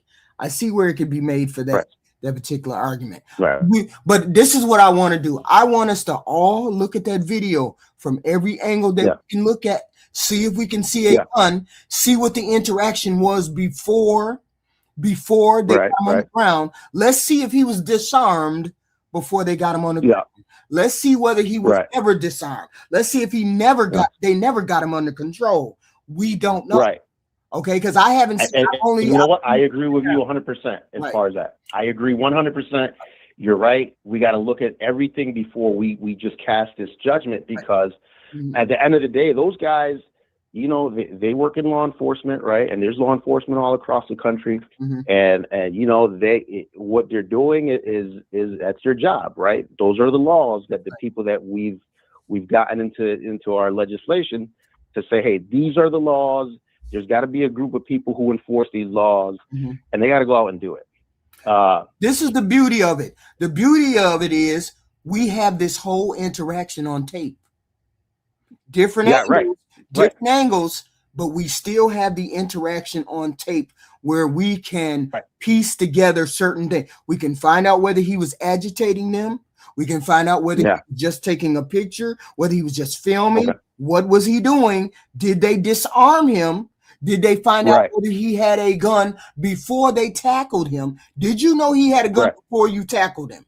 Because if you knew he had a gun before you tackled him, you should never have pulled out a gun and shot him, because you already knew he had a gun. And why didn't you disarm him?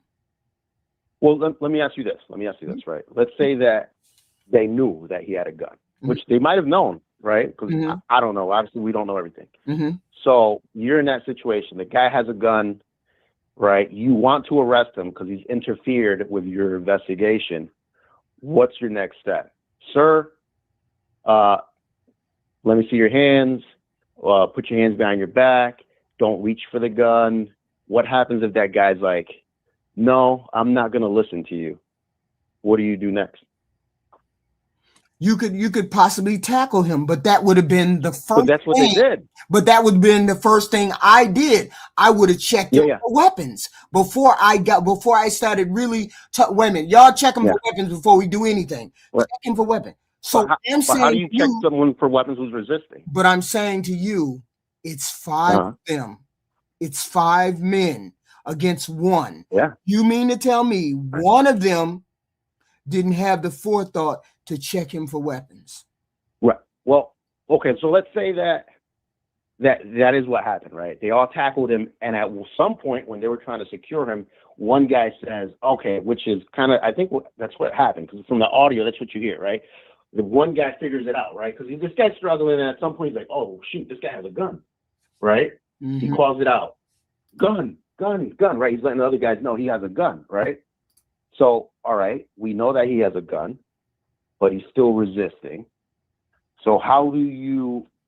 I have 5 men. I would disarm him at that moment. When he screams gun... Yeah, but how do you take the gun away? Let's say the gun's in a holster, right? Or let's say the gun's in his pants and he's got his hand over it, right? How do you reach for a gun that might be being shielded by the suspect's body because he's moving a weird way, or his hand, you know, without first moving? That's what I'm saying to you. I'm sorry? That's what I'm saying to you. I'm saying we have we can't make the assumption because we don't know. I haven't seen all of the video. I just saw the video where the person, whoever was filming, was right on top of the filming. They were on the side of that street. So, but it could have been a different angle in which we saw them take the gun away, or we saw them not even approach him until after they knocked him to the ground, which would be a different scenario. But if they engaged him before that and then disarmed him before they knocked him to the ground, that's a different scenario too. So we don't know. That's why I'm saying we need to look at all the angles first and then see if we see a gun, see if they ask for a gun, see if they searched him first, see if they searched him before he knocked him on the ground, see if they took the gun while he was on the ground. Did they have enough people where they could have just searched him right there? We don't know. Right. And so I think what you're speaking of is the totality of everything, right? Mm-hmm. Everything, once you consider everything, was it justified, right? Yeah. I think we're on the same page. Right. Once we figure that out, we'll figure out whether it's justified or not. Right. So can I ask you something else? Yeah, sure. Okay. So in the stream, I heard that you mentioned that the ICE officers should be doing your enforcement, and that the local officers should be assisting as far as like keeping agitators or people who are trying to stop them from doing people who are pretty much interfering from interfering. So how can that happen when the mayor? I don't know how that happened. I don't know. I'm just saying. Okay. But that's what's going on. The mayor has instructed his chief to tell all the Minneapolis officers to not assist ICE. And part of the problem is, I get it as far as like, there's two issues here, right? So the local officers, they're dealing with stuff in the city, right? It's a big city, right? I'm pretty sure they have their own issues. So for them to have to allocate extra officers to go assist ICE because there's all these rowdy people. Yeah, but it's a pain. I get that. But this is the situation we find ourselves in. Even if you have to call these people, even if you have to call up more people, even if you have to, whether it's the National Guard or whatever, whoever you call up, even if you have to call more people, you can at least get the agitators out of the way so ICE can do their job. Let ICE do their job. You guys can stand here to protest. Don't get into the officer's face. Don't impede the ICE officers in any way. That's not your job. That you're here to protest what they're doing, not to get in the way. That's how I would express it. I would say regular law enforcement, please deal with the agitators. The ICE has a job to do. ICE, do your job. Do not engage with regular Americans. That is what I would say. Right. And you're right, because that's what ICE has done. They've reached out to the local PD and they said, hey, can you assist us with this? Unfortunately, because it's Minneapolis and it's in Minnesota, unfortunately for ICE, right? They will not help ICE because they're a sanctuary city, sanctuary state. So it's sort of like if you look at all blue states, that's the thing that happens, right? If ICE goes to a blue city, typically, as far as I know, as far as I've seen through history, they say, hey, we're not going to help you guys with anything. If something really, really crazy happens, then we'll assist. But unfortunately, they pretty much told the local police, local Minneapolis police, and local state police for Minnesota, you are not to assist them for anything. So if that's the case, then this is a failure on all of law enforcement. This is a failure on all law enforcement. Because here's the thing, and I can't get past it. We have the fundamental right to protest, but you don't have the fundamental right to spit in an ICE officer's face, to hit an ICE officer, to do any of interfere. To interfere. Right. Well, I mean, you're going to interfere because you're standing there. But I mean, to physically interfere, yes, you should be arrested. Yes, you should be brought to jail. But you don't deserve to die. Right. You don't deserve to die. But you got to understand that, like, you think about the thousands of interactions that they're having throughout this country, right? And, like, this is only happening, even though they're having thousands of interactions, right, throughout the year. This is only happening in places where agitators are interfering with officers, are physically putting themselves in front of officers, are attacking them, are using vehicles to block them from doing their job. And this is in part why they brought a whole bunch of borderland security and homeland security people up to Minnesota. I think they brought like 1,500 cops because the local PD wouldn't help. So that thing that you said local police should do, now you have people from Border Patrol doing it. So But here, besides that- so how would this do? How would it be if they said once an ICE officer interacts with someone that is a illegal or whatever, once the officer decides they're going to interact with a person, you as law have to stand at least 25 to 30 feet behind without being in control, without being an agitator, where you will interfere in the investigation. Why not make it right? Well, without being close enough to impede with the investigation. Yeah, right. I get that. So And why that's what not they're do doing. That's what they're doing. They're telling them, hey, please stay away. Please keep your distance. You know, but there's so many of them. Right, Yes, and I get all of that, but they still don't deserve to die. Right. I mean, you got a mob of people. It's hard to contain. It's a very volatile situation. So I can understand both sides. I think people should be protesting, right? Because you can protest all you want, right? That's your First Amendment. We're U.S. citizens. You know, we're born or we're naturalized to have our. So here's the question for you. Here's the question. Our rights. For you. I have a question. Yeah. Why do you think that it would be anything different if you only have 100 officers on the street, and now you put 500 officers on the street? Don't you expect that there is going to be some kind of violence or bloodshed on the street? I think it depends on the situation. Okay, so for example, right? Say this was happening in Florida or in Texas, right? It wouldn't happen. You know why it wouldn't happen? Because the local PDs in Florida, right, and the state police would come down hard and quick on these mobs and arrest them both locally, and if the feds got to take it federally, they'll do that. But it's the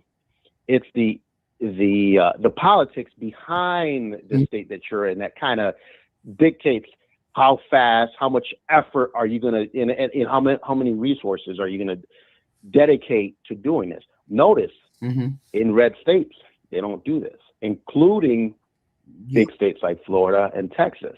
Yeah, they know it's not it's not happening in red states because the president didn't dispatch them to red states. He dispatched. No, they have because you got to think about it. There's a lot of illegals in Texas, right on the Mexican border. The president has dispatched these people to blue. I'm not saying they're not going to red states. I'm saying you have extra things that you're doing in the blue states compared to the red. Right.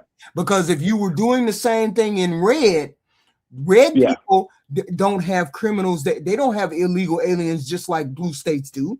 You're making an argument that this is the blue state situation. It's not a blue state situation. It's a people situation, and it's a ICE going out of their way to engage other people besides the immigrants. Once you stop engaging people outside of the immigrants, most of this will cease. You also have to have local police who are not doing their jobs stand in the way and deal with the people who are not the illegal aliens and tell them to get back. Okay? That is the problem that's not happening there. But it's not a matter of not happening in red states. It's not happening to the extent that it's happening in blue states. And we're just hearing about it more. We're not hearing about any other states really, except Minnesota. Right. Well, you remember how it was happening in California a couple of months ago. So why is it happening in the red states? Well, because again, what these people, they know, and when I say these people, the agitators, right? The people agitators who are in red states. I know there are, right? But they know that if you go to a red state and you do that in a city, you're going to have the local PDs, right? Whether it be the local metro city, right, or the sheriffs or the state troopers, they're going to go to those places, and they're not going to just have people, stand in the road and do all this stuff. And they're going to lock everyone up immediately. You know what I mean? So it's like, how you can go certain places and act a fool, but you can't go to certain places and not because, it's different, right? They're going to handle you different. Yeah, but like down there. I'm just trying to figure out why is there a difference?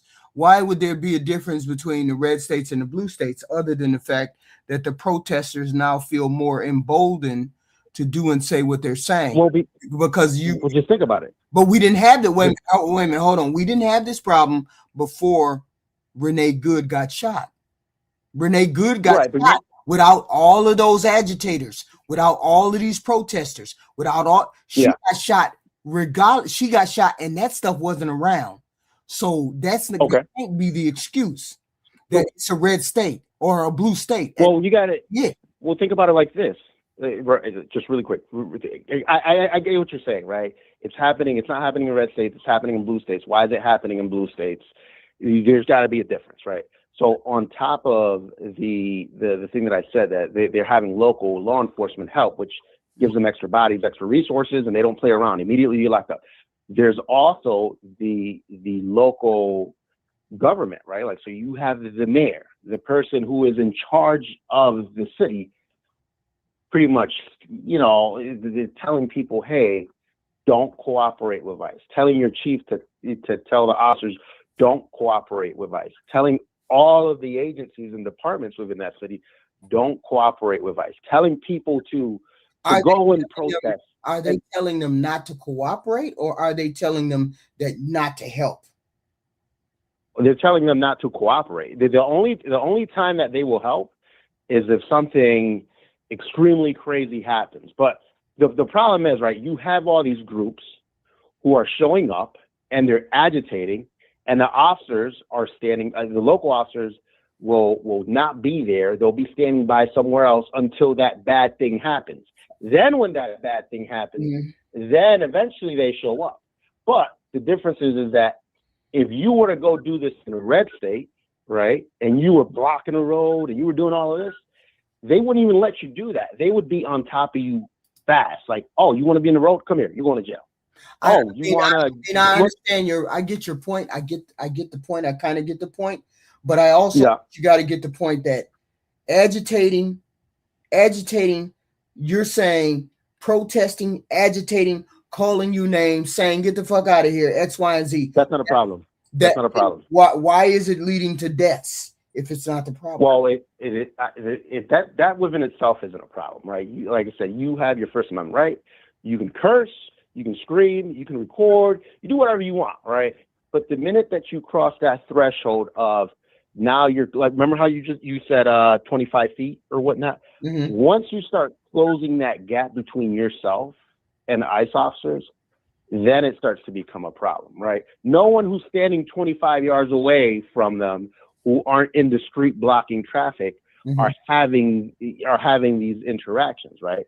It's typically people who, they for whatever, for the reason that they're there, right, to protest, they decide, all right, well, I'm going to get close enough to these officers to where I'm going to really try to get their attention, to where I'm somehow standing somewhere too close to them, or impeding their way of travel, or impeding their vehicles, impeding their access to a building, or impeding their access to anywhere. So are you saying that we have an issue on both sides? This is not just a blue state issue, or this is an issue on both sides. I'm saying that if people were to go to these protests and peacefully protest, these incidents would be very minimal, right? Because think about according to the news, they are peacefully protesting. How did these people end up with this interactions that dead? But see, here's the thing. You're having interactions with ICE, and people are ended up dead. Something very, very wrong with a law enforcement, that when I interact with you, I end up dead. Okay. There's something wrong. There's something, because look at it this way. I am trained I am trained to be an officer. I am trained to de-escalate. I am trained to know when to pull my weapon. I am trained to do all these things. Yet people end up dying. So therefore, it's your fault. Well, what do you mean it's my fault? It's your if you're trained to be an officer, you're trained to de-escalate. You're trained. Oh, okay. I see what you're saying. De-escalation. Yeah. You know that you're going to run into people screaming in your face. You know you're going to have people going X, Y, and Z. You know you're going to have people doing all of that. If someone ends up dead, it's your fault. But no, but you gotta understand. You have not put your training into use. That is an officer's job to de-escalate. These are sometimes listen what I'm saying. Okay. I'm sorry. I'll let you. My motive as a person who is in the street protesting, I am protesting the activities of what you are doing. If you are screaming at me saying, "Stop it! Why don't you get the hell out of here? Fuck off! Blah blah blah." Why wouldn't you, if you're going to engage with that person, why wouldn't you say, "Ma'am, we're just doing our job. Please stand over there. Please don't interfere. We're not going to harm anyone." Blah blah blah. But instead, they're not doing that. What they're doing is pushing people to the ground. They're screaming in other people's faces. They're pulling weapons. They're shooting people. It's your fault. They're dead. Okay. So that is happening, right? I can't say that hasn't happened, right? Where they've gone hands-on with people, where they've had to kill people, they've had to use force for, whether it's deadly or non-deadly, or it goes up to escalation level. The problem is that they're doing this, but the crowd they're still continuing. They're still getting closer. Good, right? What was she doing when she got shot? Prior to getting shot, what was she doing? Prior to her getting shot, what was she doing? She was trying to get away. Right, no, but prior to that, what brought her? She really wasn't doing it. She really wasn't doing anything except backing her car up, turning around. Okay. She really wasn't doing anything. So if you look at the details behind that incident, right? Good was a protester who came from Colorado, right? How did they know that? And from the details that have come out from the investigation so far, what the government we're talking what about the government has said so far. But I'm saying I'm talking about what that officer knew at that particular point. He did no. They don't know. The officers on scene didn't know what was going on. But what Good was doing was going. Here's my question: why did you bring that up? If it was because I'm trying to paint a picture. It's because it's not relevant. I could be. No, it is relevant. It is relevant. It's not relevant because she wasn't protesting in front of him. She was not doing any of those things. She was just in her car. Renee Good was blocking ICE officers' vehicles. No, that's what brought their attention to her. It wasn't like she was. We saw the angle. We saw that she was waving cars around. She was not blocking anybody. No. Listen, the way they explained it was that throughout the day, right? Because that wasn't her. She didn't just show up there and then that happened really fast. Boom, boom, boom, boom, boom. Throughout the day, they had observed her vehicle placing. They observed her placing that exact same vehicle. That has not been proven at all. Well, it hasn't gone to court, right? Because it hasn't been adjudicated, but that's the claim that the feds are saying, right? Just like we don't know. We don't know if it's totally true. We just know what they're telling you. But we also know that the feds are fabricating evidence or fabricating their story. Well, I can't say that I know that because I don't know the details. If you come out within 5 minutes, within 10 minutes of having a story that says everything you need to know about that shooting, and you haven't done any investigation, you don't have a body, you don't have the police report, you don't have any autopsy, that means you're fabricating a story. Well, they release a presser. Like if you notice with every city, what state do you live in? Let me just ask that. I won't even ask you the city. Illinois. What state? Illinois. Okay. When there's a homicide in, let's say, Chicago, right? Mhm. They usually put out a presser. Hey, this is what happened, right? Whether it's a homicide for, people on the street, with civilians, or an officer-involved shooting, right? If it's an officer-involved shooting, they put out a presser. Chief gets on TV. Hey, this is what happened. This is what we understand. There's more information coming. We'll keep you posted. Blah, blah, blah, blah. They did that, right? That's what happened. And during that presser, that's what the feds, were saying. But on that presser, they declared him innocent. They declared him. You talking about Good? We're talking about Renee Good, right? No, her. Yes. No, they didn't declare her innocent. That's still under investigation. I'm saying they're declaring the officer, Jonathan Ross, innocent in that first. Well, they haven't said that yet. They haven't said that. They've said that. Kristen Noel said he was innocent of murder. He was innocent of murder. That he was justified in shooting her. That's what she said on the first presser. That was within 30 minutes. That is what she said. Well, you can't come to that conclusion. I don't know the exact details of what she said. I don't know the exact. I can't quote verbatim. I'm not saying word for word she said that. I'm saying that was her implication. Her implication, and she did say this was justified. She said it was justified 30 minutes after it happened. How do you declare something justified? You haven't seen all of the facts. Now, I earlier read the findings of the autopsy. One of the autopsies done on her body, and the autopsy on her body said she was shot in the arm first. She was then shot in the breast. Then she was shot in the face. She did not immediately die from the 2 shots in her arm and her breast. So my question is, why do you need to shoot the 3rd time? Well, so when as far as that question, I'll answer that question real quick. When the car was already away, why did you shoot a 3rd time? Right, and I'll answer that question really quick. Right, the way that, and this comes down to training, how officers train. Right, different agencies get trained different ways. Local agencies, they have different things that they can do. And the feds, they can do different things. Right, it all depends on their training. Like, for example, in a lot of bigger cities, right, up north and in blue states, they don't let officers get in front of cars, right? That's a policy. That's not like a law. It's a policy that says if there's a vehicle that you think it's trying to get away, right, you can't step in front of that vehicle, right? But that's a policy, right? You can go to a different state and you can do whatever you want as far as getting in front of that vehicle. There's nothing that says you can't, because it's not a law, right?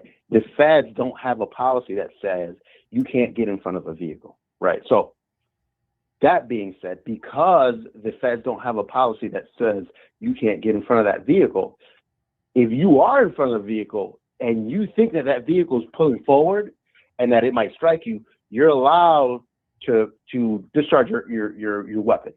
And as a matter of fact, I was reading that Minnesota had just passed a law that that a person could not obviously accelerate a car if there's an officer in front. But regardless, right? The reason that officer shot her that many times is because if you think about it, in a shooting, you don't shoot, stop, and assess. You shoot all your, you shoot a sufficient amount of rounds till you think that the threat is down. And if you listen to how fast those shots happened, he didn't have time to shoot. Oh, I shot her in the arm. Okay, is she still driving? Okay, I'll shoot her again. Oh, okay, that didn't work. Okay, I'll shoot her again. No, it was boom, boom, boom. You know what I mean? It happened really fast. I get all it, and I understand all that. It's relative positioning. I get all of that too. It depends on what movement was going, when, where, and how. I mean, facing, turning, already turned away. We have all those different positions in which she was going. They said she was alive. She was alive at some particular point. We don't know. We don't know it, just like a regular layperson wouldn't know. And a person who does autopsies, the coroner would probably be able to make a good guess. good summation of what happened when she got shot. Okay, so I'm going with their good summation of when it occurred, what happened, and what bullet hit where. According to them, she was shot 2 times, the arm, the breast, then the fatal shot was the head. So I'm going by what the autopsy said. But if the autopsy said that, we know that she's dead. So regardless, that's what the autopsy is going to say. That but of course they're going to say that. But I'm saying they can also say, why did you feel the need to do that second and third shot after the first shot? Right, and he's going to say, this is what he's going to say: well, the vehicle was still coming at me, which it was. When you shouldn't have been driving, you shouldn't have been shooting at a moving vehicle anyway. Well, the policy says that they can. They don't have a policy that says that they can't. That's what you got to understand. Oh, they don't have a policy. Oh, that's not their policy. Oh, no, the feds don't have a policy that says you cannot stand in front of a car. Oh, you mean the ICE? It all depends. I'm sorry. You mean the ICE agent? The ICE agents don't have a policy that says you can't stand in front of a car. So different departments, even in certain states, they can be from between town to town. You know, one town might say you can stand in front of a car. The next town will say you can't stand in front of a car. That's why it's all like department policy, right? And typically, this is what typically happens, right? So this is the one thing that nobody can explain. Right. You can't explain this away. Well, let's try. He had a camera in his hand. He changed the camera from his right hand to his left while he was pulling the gun out of his pocket. Right. So where did you feel that there was a threat to your life? He's going to say the minute the car started moving forward towards him. No, if you're standing in front of a car and the car is heading towards you, are you going to shoot? Because we see him putting the phone in his left hand and pulling the gun out. Okay. So he was not in front of the car when he did that. Right, but it doesn't matter when he steps in front of the car. It matters. So from my recollection, my point is he already had his gun out before he got in front of the car. So why did he have his gun out already before he was standing in front of the car? So from the other angle, I can't see if he has his gun out because the other angle where it shows the car actually striking him is kind of far away. I'll take a look at it again, but I can't really tell. But regardless, if the car's moving and he gets his gun out fast enough. No. Why does he pull the car? Why does he pull his gun out while he's on camera? He's looking. You can look on the car, see him walk past with the phone, changing the phone into his left hand, pulling the gun out in his right. He wasn't in front of the car when he was doing that.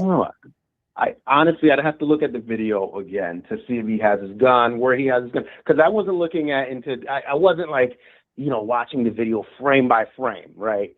If he has his gun out, I don't know why, right? Because we're not in his mind. Is he allowed to have his gun out? If policy says he's allowed to have his gun out, then he's allowed to have his gun out. People are making the argument that he had his gun out because he feared for his life. Why weren't the other ones pulling their guns out? Right, because why didn't the guy who was right up on her, right up in front of her window, why didn't he have the gun out? Why was he the only person that had his gun out before he stood in front of the car? Well, the other guys who were next to the car, they weren't in front of the car. That's why they didn't have their guns out. But I honestly can't say I honestly can't say that I saw him with the gun out in front of the car. Okay, so that's what I'm saying. I'm saying we are going to review. We are going to review, and we're going to figure it out. And I'm going to open up the phone lines correctly because I had to figure out some shit because I hadn't had a call-in show. But I'm going to have a call-in show later on this evening after everybody has seen the videos, see all of the videos again. I want at least 4 or 5 callers to call in, and we just hash it out and talk about it and see whether this one guy, whether he pulled the gun out, whether they knew he had a gun, X, Y, and Z. Right. Okay, that's cool. But I hope I was able to kind of maybe, I don't know, make it a little bit clear, because a lot of people don't really know, and they kind of just go based off what they see on social media. Right. But I think if people took their time to really understand these laws, these operating procedures and whatnot, they kind of consider a little bit more critical thinking. That's all. I appreciate. I'm fully going to admit, I'm going based off of one particular angle, and I have no clue. I'm not in law enforcement. I used to work as a 911 operator when I was very, very young, but I'm not really, versed with all of that. But I'm saying we all look at the video, and then I will open up the phone lines for us to discuss it. Or if people want to come on the panel, you don't have to be on camera. Come on the panel. And then we can all talk about it on the panel. Either way it go, I'm gonna do one or the other this evening. I mean later on. Okay. All right. How do I get on that panel? What do I need to? I will have to drop the link, and then you have to copy and paste the link in your browser, and then you can come up. Okay. Okay. Perfect. All right. Thank you. I appreciate you coming up. I appreciate it. Thank you, sir. Thank you very much. Thank you. All right. No problem. Let me get this phone. I'd prefer, because usually when you're not on the panel, you can't hear the phone call. So I would prefer people to come on the panel, and then we just discuss it that way. But, I'll still have the phone lines open. But it's okay. I will drop the link as soon as we get into it. And it may be around 11:30, because I'm a night owl. I love to do stuff at night. So it'll be around time. All right, cool. It's Saturday night, and it's cold. Maybe we get plenty of people. So thank you, sir. Yeah, I'll be snowed in. I'll be snowed in, so I'll definitely get on. Okay, thank you. Bye-bye. Thank you. All right, bye. All right, guys. All right. We're going to open up the phone lines for you people. We're going to open them up. Later on, we're going to open them up, and then we can open up the panel, and then see, everybody will have a chance to look at the video. Maybe, but I'm not showing the video because I get bumps when I show the video. The video, we will all be able to see the video. Please look at the video. Please look at the Renee Good video. See when he pulled the gun out in the Renee Good video. Keep in mind that there was 3 shots. The third shot was the fatal shot to her head. The other shots were to her arm and her breast. But I'm saying later on, come on, join the panel or call in. I will have both of the things open so we can do that. So please come back. Please come back. Hit the like, share, and subscribe. I want you to come back. I do. We love to have these discussions. I appreciate y'all showing up. I appreciate y'all. But I got to eat some dinner, and then I will be back.